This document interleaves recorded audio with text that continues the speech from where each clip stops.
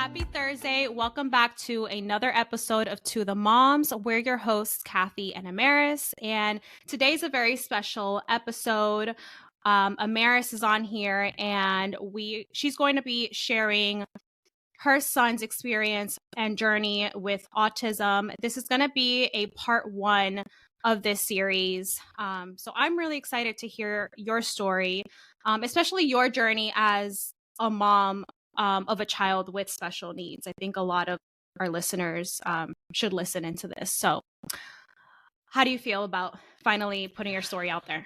I feel good. I feel like I was trying to do that with my personal Instagram account, but I didn't really get any feedback. All I've gotten, Really? Yeah, like the only thing I really gotten was you're doing amazing, you're doing good, but nothing like, well, how, like, when did you suspect it, or can you tell me more? Can you tell me what I look out for?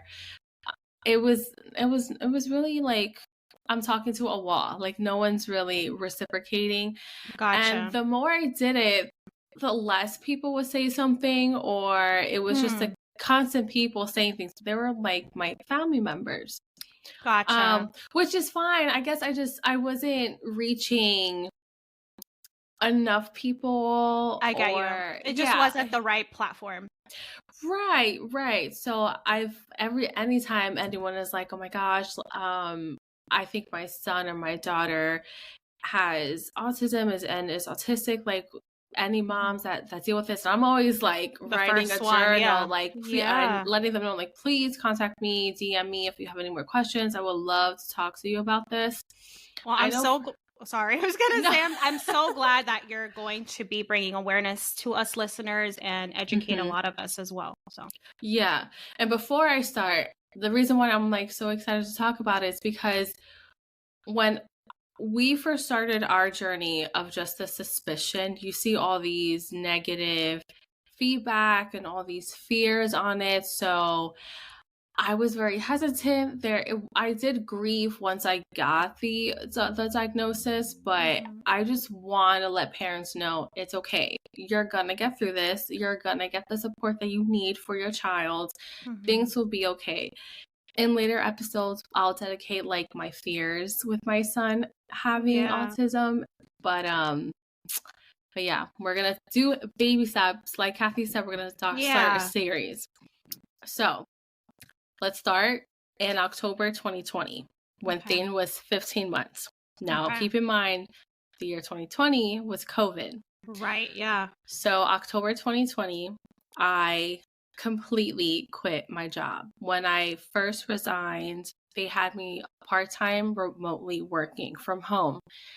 And I wasn't really paying attention to Thane because I was still in like work mode, you know. I was like, I'm a stay-at-home mom, I'm in work mode. I was giving him the basic needs.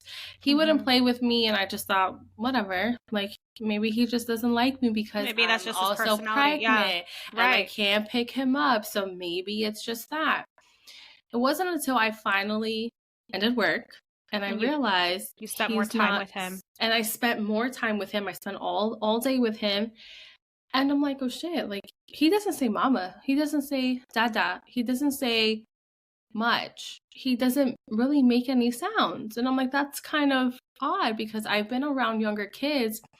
And by like 12, 13, 14 months, they were making sounds, saying mama, dada, or just approximating words. Approximation is like when you're trying to say ba, it's like ba, and you mean ba. He wasn't even doing that. So I'm like, okay. Did you think maybe at the time, like maybe this is because of the pandemic? No, I didn't. I didn't think socialization was such a big thing, although it kind of is. Yeah, the only reason I ask is because I personally know families that have dealt with, delays with their kids. Right. That have had them, during COVID. Right, which is a thing. There's a lot of kids who they have a delay because they were stuck at home. Right. But for Thane, he had his father and he had your aunt and your cousin to play and talk to him. And we never baby talked him. It was always, oh, do you want the ball? Oh, mac and cheese. You know, so it wasn't like we weren't talking to him because we were. Mm-hmm. He would also like tiptoe walk, or I tiptoe remember that. run. Yeah. And I would think that's peculiar. Like, why are we doing that? But the number one thing that made me think he's autistic, he will curl his hands. And he would if he's excited, he'll like curl, he'll flap his hands. And I remember just thinking, like, I saw a TikTok and this mom was saying early signs of autism. And I remember her saying tip talk walk, hand flapping, and I was like, oh shit, like he's autistic. I was gonna say, did you have knowledge prior to I didn't. this? Okay, on I what had autism was, because I feel like a lot of people don't. No, I had no idea. I just knew. I remember there was this kid in college, and he was so sweet, and everyone thought that he was weird because he would just run up to people and give hugs. I didn't care because I'm like, I was raised to treat everyone with respect. He wasn't inappropriately touching me. It was just a run up, hug, hello, and I would hug him back. I'll say hello. And I remember he will curl his hands too. So when I saw Thane curling his hands and like hand flapping, I'm like, oh my God, he is autistic. But I didn't know like anything about it. So I started doing my research, and I did come across that it was too early to get a diagnosis. Usually people won't. Luckily for me, at 15 months, you do have a wellness checkup with your PCP. So I brought it up to her and I said, listen, I think he's autistic based off of X, Y, and Z. And she's like, okay, I see your concern, but because he was born premature, you need to let him catch up by 2 years old. If by 2 he's not making any progress, then yes, we can follow up with the next steps, but you have to give him time. In my mind, I was like, that is bullshit. Yeah. Like, no. Like, in my heart, I'm like, you can't tell me shit. I knew. At the time, did you keep this to yourself, like your suspicions, or did you tell family members? So I told Abraham, and he, was like, okay, I could see it, but you know how Abe is. He's very factual. I need facts. For him, at his job, he had multiple channels that he was a part of, and he was a part of a parenting channel. So he went into that channel and asked the question, like, when did your child start talking? And there were other parents that said, my child didn't say anything until 2 years old, and I couldn't get him to like shut up. So with that, and Abraham was also doing research. There is research that says by 2 years old they are blossoming with speech and language. So he tells me that to comfort me, and I'm like, I don't know. I'm having that mom gut, that mom instinct that tells me otherwise. I talked to my mom about it, and my mom was like, I didn't want to say anything, but I did see some traits because my mom used to be a preschool aide, and she was not a one-to-one aide, but in her classroom, she did have an autistic child, and the mother only trusted my mom with him. Oh, wow. So my mom was like, I have experience with this kid. I think she was with this child for maybe 3 years. Like, she was able to grow with him. So my mom was like, I did not want to say anything because I didn't know how you feel, but yes, I would agree with you. I believe it too. So I'm like, okay. I talked to your aunt about it, and she was like, no, I don't think so. But like, she doesn't know. I don't think there's anyone in. Yeah. And I feel like a lot of us felt that way too. Yeah. I talked to my best friend Jackie because she, deals with autistic kids, and she can't tell me too much because of the field that she's in. So she was very cautious, and she gave me tips like, why don't you talk to him this way and do this? And I'm like, I am narrating his life. I am talking to him like as a human being and not a baby.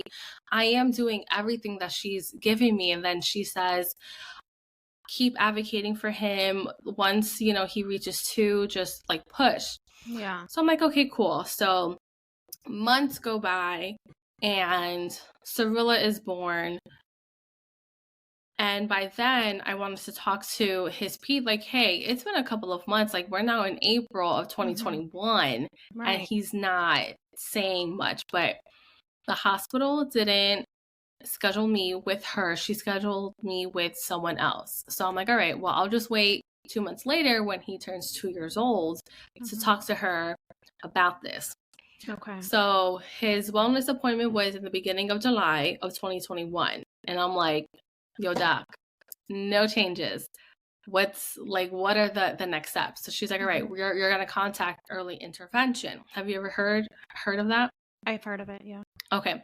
For the audience, early intervention is a state program from birth to 3 years old, and you do not need a doctor referral or any type of referral whatsoever. Like, you as a parent can call, explain to them the developmental delays or problems that you're having at home, and they will schedule a free evaluation to get your child evaluated. So that's what I did. So we went through the whole evaluation. I think I had to wait through either 2 weeks or a month for the results. I forget.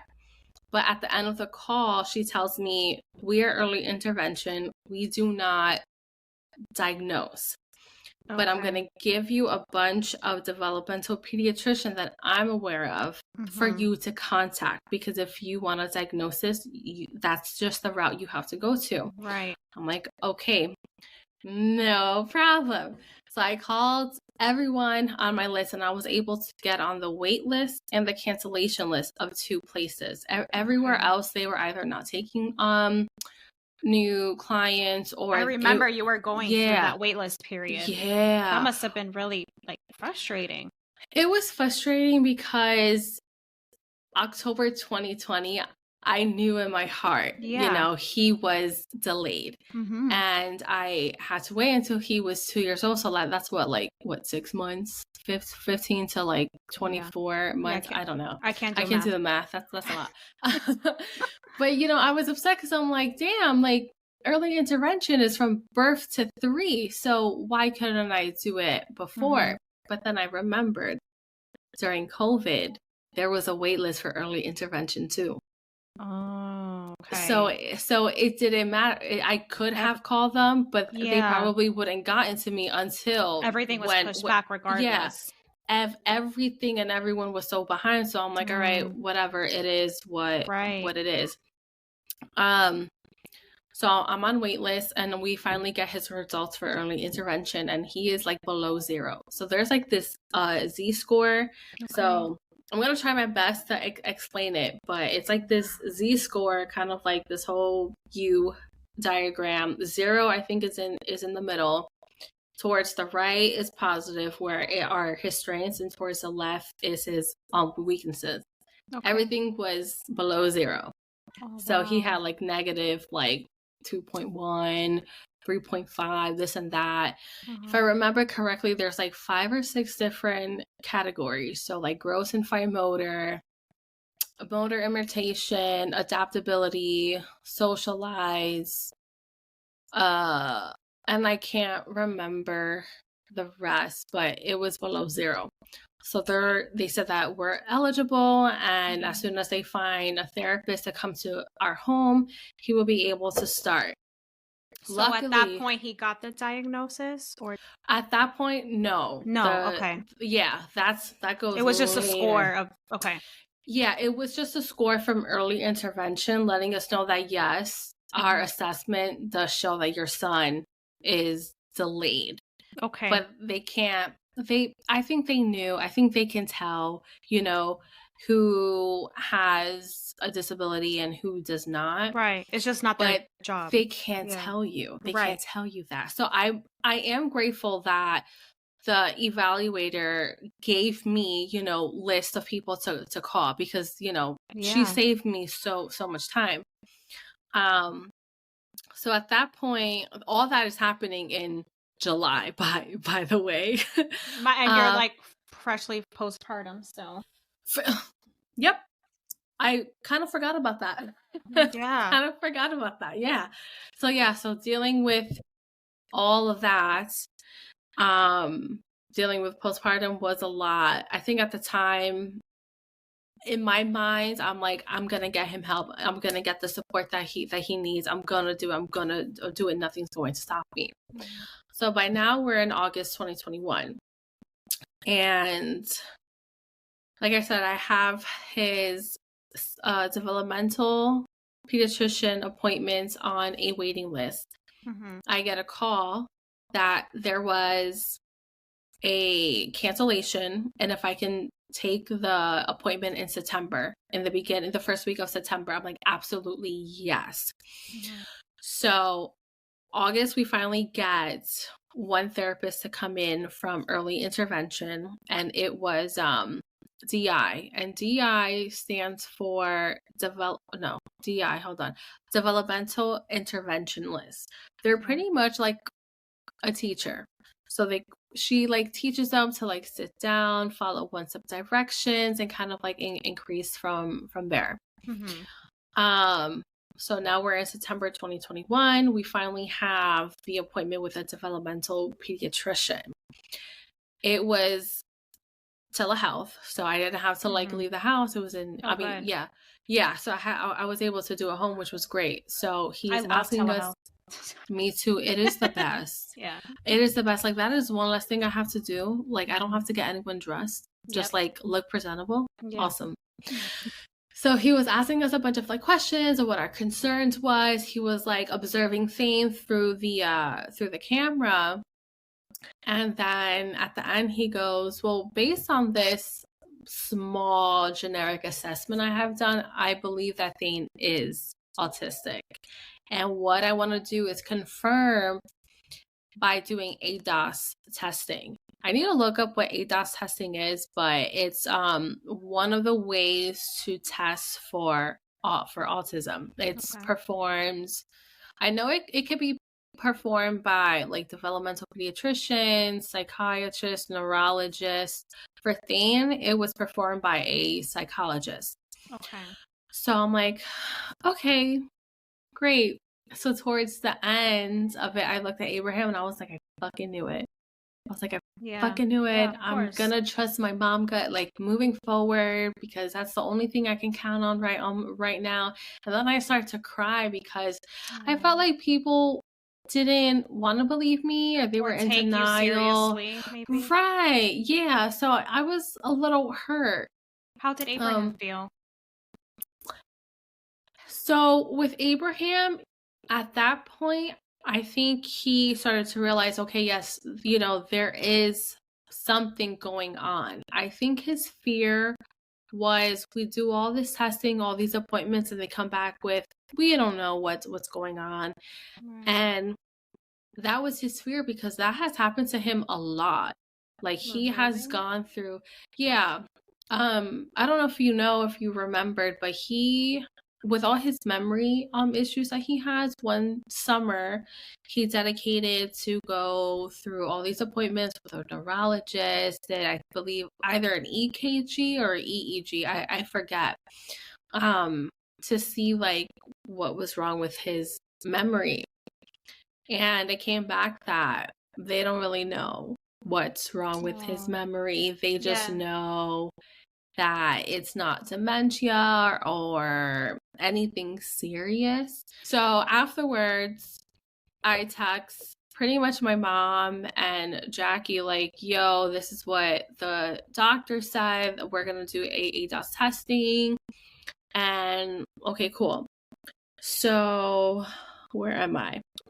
Also happening in September of 2021, occupational therapy through early intervention started as well. So I was very excited about that, because I have a cousin who's an occupational therapist, and she's always talking about how great it is for kids and how kids love it and all, and they loved it. I was very happy. Aww. I'm very happy that I was getting good. That.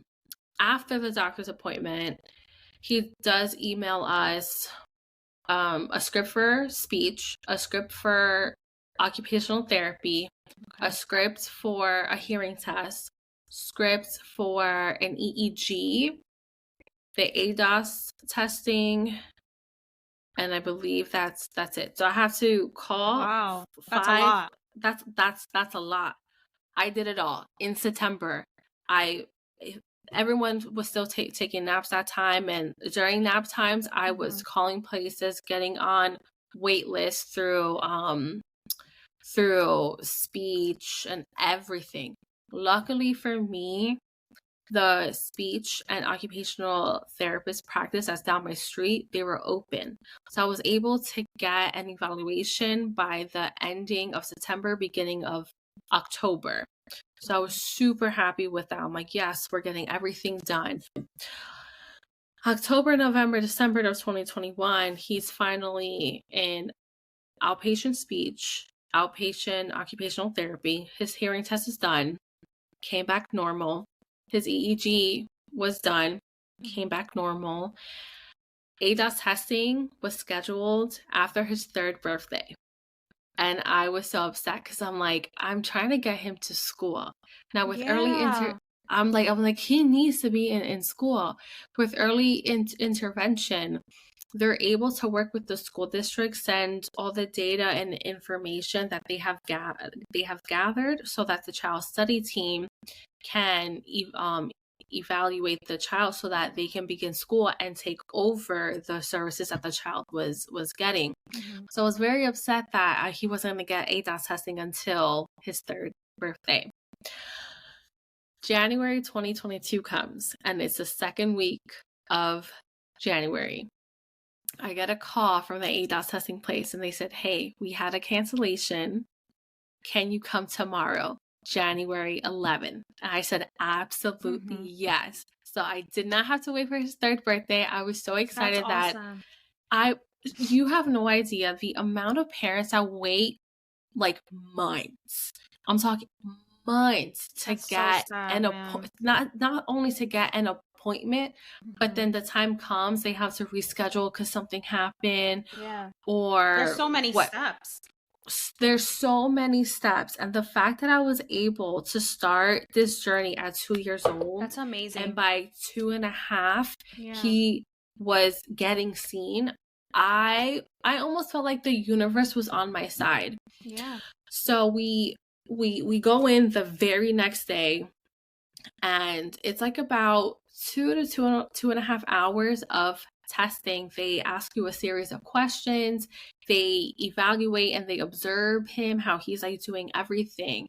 And I could tell, I'm like, I already know he's delayed based from early intervention. Now I'm just hoping you see what I see and what EI sees.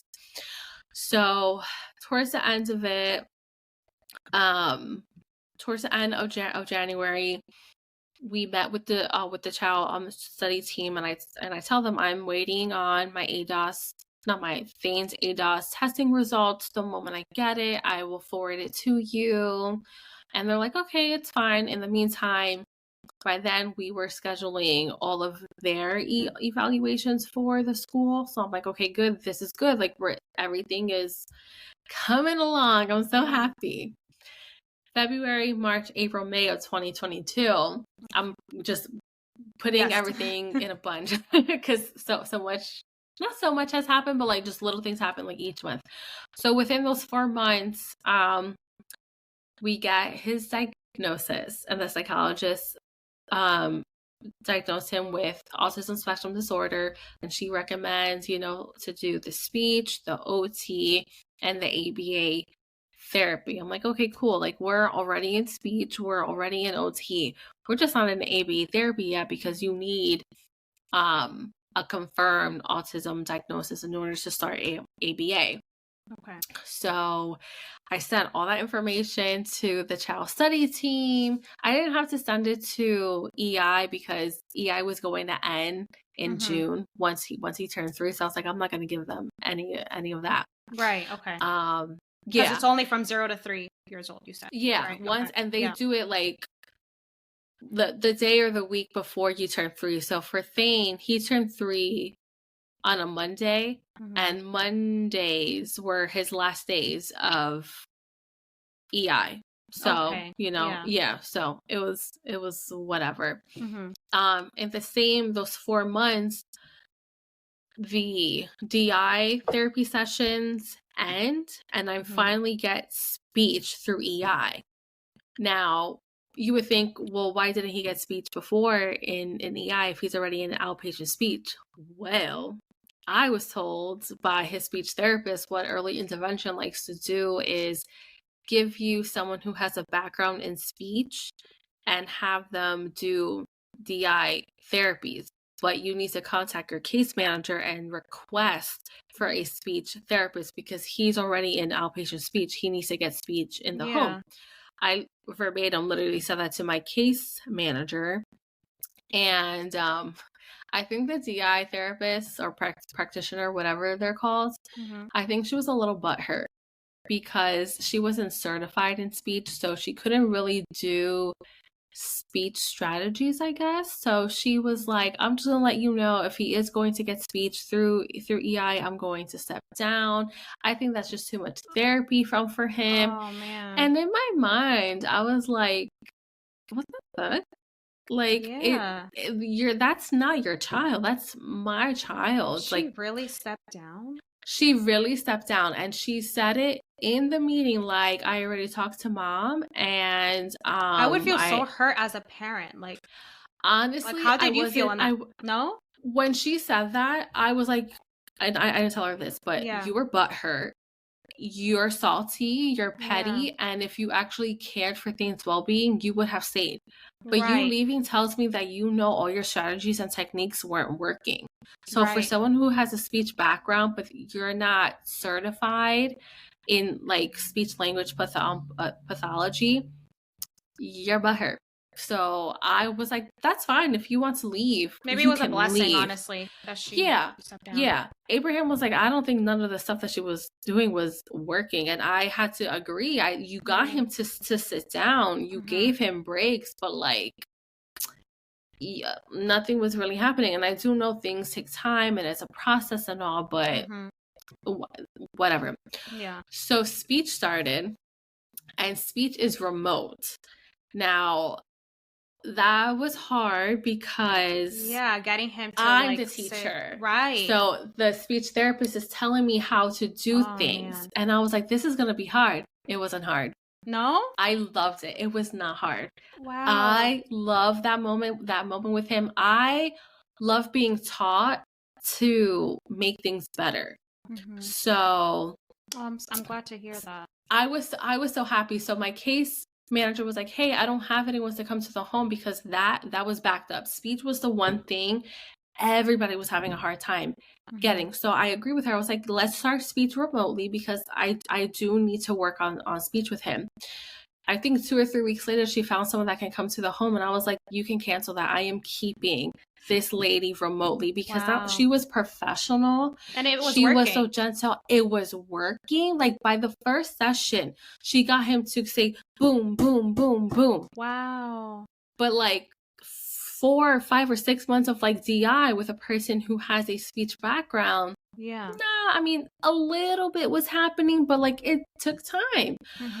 So I was like, I made the best decision. And that's the number one thing I think I taught myself was advocate for your child. Don't 100%. Feel bad if you're hurting people's feelings because you're, switching up on them. Like, don't fuck feel everyone bad. else. This is your child. Yeah, this is your child's life. Yeah. So I didn't feel bad whatsoever. So I was so happy that I did that. And I think because I had to learn for speech, I did that with Cyrilla. So Cyrilla now speaks well. Like I've been told that she is advanced for her age. I'm like, I'm telling you, it's because I was the teacher for speech and I actually liked it and enjoyed it. Let me tell you something. All of his therapists, they love me because they know I would go home and do whatever it is that they were doing in the home. Yeah, well, you were dedicated. You were dedicated. I was dedicated because I was like, you were a stay-at-home mom, and I think that's very beneficial too. Yeah, that's what he needed. Yeah, so when people are like, when are you going back to work? Are you looking for jobs? Yeah, it's like, Oh go my fuck gosh. yourself. Yeah. Like, Like go I'm fuck focused on yourself, my son's life. honestly. Yeah. Yeah, like I need to make sure that my son is gonna learn how to say, please don't touch me. No, I don't like, or I want this and I want that. Yeah. So to me, I'm living life right now because my son Aw. is making progress and I'm so happy. In the same month in May, we get the results from child's study team and they're like, these are the services that we're going to offer your son because he turns 3 literally like a week after school ends. So like, we can't offer him school right now, but he can start in September. He'll have a bus pick him up in your house. And the one thing that they were able to do for me was continue speech in the summer. So they have I think they call it extended school year, so ESY, and with that he was doing speech twice a week for a month.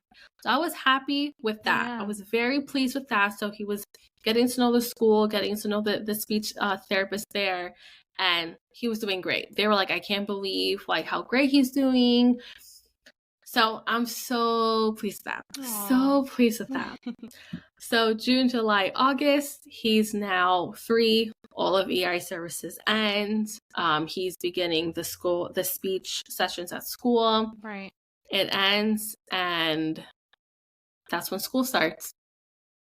So that's all I have so far because I figured I will stop until he's 3, and then I'll talk more about like the school year because a lot has happened from when he started school to when he ended school. So that's like a whole other episode. Awesome. But yeah, so that's the beginning of it all. That's amazing. We're so proud of Thane. Oh my gosh. I'm so proud of him. I feel like every time I see him, he's like a different kid every time I see him. Yes. Yes, he is. He's saying a lot more. Like this past weekend I had left. I think I left to do grocery shopping, and he gets sad when I leave. So when he sees the car pull up, he gets very excited. But this past weekend, Abraham told me, he said, Mommy's home. Open the door. Mommy's home. I'm like, he said that full thing. He's like, yeah, like literally, that's what he said. And I was like, oh, like it almost makes me want to cry because that's the work both Abraham and I are putting in to make sure that he's able to communicate. 100%. Like that's what we want, is for him to communicate. And you know what? I think the DI therapist didn't like me because I kept saying, I want him to start talking. Like I want him to communicate. And I don't think she liked the fact that I was doing PECS. So PECS is a picture exchange communication system. Not a lot of people like PECS, but let me tell you something. When we started PECS, he was able to start saying, I want food. I want fruit. So I was like, all right. If it's working for him, it's working for him. Yeah, if it works, it freaking works. Yeah. I'm just modeling without expectation, which is one thing they like teach you in speech, is model without expectation. Don't expect, just model. Right. So I think she didn't like me because of that, but I don't give a fuck because whatever. No, I think you and Abraham are doing like such an amazing job, and you guys are so committed. And man, like what a lucky kid. Yes. Yeah, because a lot of children don't have that. They don't have these dedicated parents. They don't have, and parents don't have like resources. And, we're lucky that we live in a state, New Jersey does offer really good resources for children with special needs. Like I do have to say that. So yeah, like it's amazing. He's getting the help that he needs, and it's awesome. Yeah. No, Abraham and I, we talk about that all the time, that we're happy that he's our kid. Because if he was someone else's kid, we don't believe he will get the support that he needs. And you do, I mean, I have friends and family members who work with kids with special needs, and they can't tell me much, but they tell me things like, I have parents who they want the hand flapping, they want the stimming to stop, and I'm like, but that makes them happy, that makes them, that's regulate. What makes them too. It's comforting for them. So why would you want to take that away from them? Right. So I'm I'm very happy. He's my kid. I'm very happy Aw. that I have the opportunity to stay home and Yeah. work with him, work with Cirilla to make sure that everything is good. Like, I'm very, very happy. And there are days, don't get me wrong, Oh, yeah. I have tough ass You do. days You do. where I'm like, I can't get this child to calm down, and I'm doing everything in the book that I was taught, and It's a lot not mentally. working. But Yeah. sometimes he just has to go through a whole hour of like screaming and And that's crying just to okay. get, and that's fine. I'm just on the floor with you, rocking Yeah. back and forth, doing deep pressures, massaging your hand. Like, I'm doing it all for you to calm down. And you could tell when he calms down, he goes, wipes his face, Aw. and then starts like running. And I'm like, So okay, cute though. Like, I did all not. right, Yeah. We made it through. we got this. Oh my okay. God. Not me. Like, I'm like tearing up here. I don't know. Oh, It's really emotional. I didn't think this was gonna be an emotional episode. No, it's just you're such an amazing mom. Thanks, girl. All right, you guys, thank you so much for listening in. We can't wait to continue on with this series. I hope you enjoyed this one, and we will see you guys on the next one. Bye. Bye, guys.